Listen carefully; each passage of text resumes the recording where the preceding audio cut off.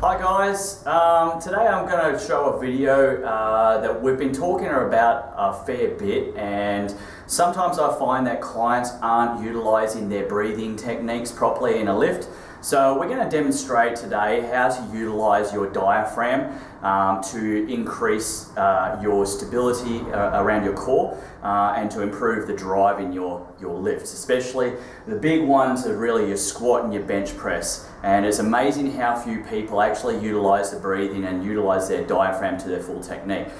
The whole idea behind it is that we want to be able to get as tight as possible in our midsection. So it's not about sucking in and holding in the abs. We actually want to push out and fill that diaphragm. So we want to take a deep breath right into the diaphragm so that we are as tight as possible. The analogy I sometimes use with my clients is if a ninja was to come flying out of nowhere and kick you in your midsection, his foot would literally break off because you are so tight and so full of air that you are really strong in that midsection. That's going to do a couple of things. First of all, it's going to give us something to push off of, at the bottom of the squat and the bench press, because we've got a nice strong diaphragm that we can use for leg drive and things like that. But also it's going to make sure that our midsection is as strong as possible. Quite often, that is going to be the weak point in a lot of people's lifts. And you see that quite often when people are squatting and they tend to bow right over and then they're driving up and their shoulders are low. And it's because their midsection wasn't strong enough to take hold of that weight.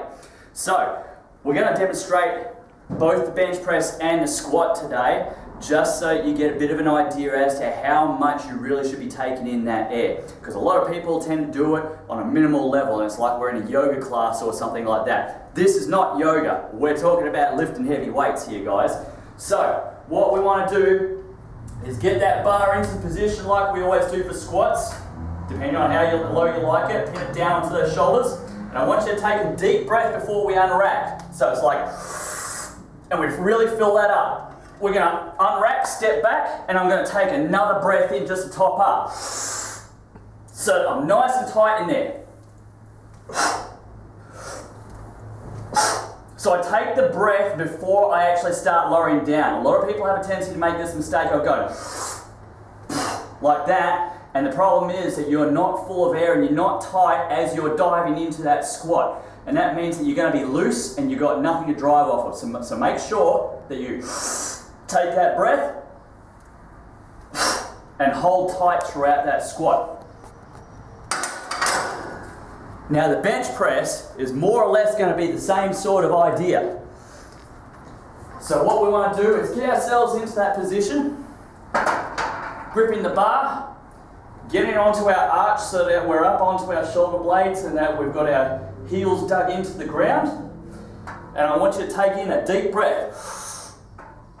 Unrack, top up again.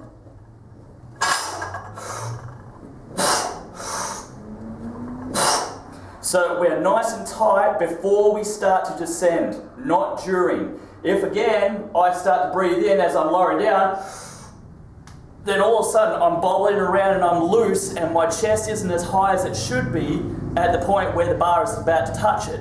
So take that breath in and breathe out just towards the top of it. So I hope that actually helps you guys out as far as utilising your breath to help you with your lifts. Give it a go and let me know how you go. Make sure you leave comments in the video, subscribe and share it with your friends.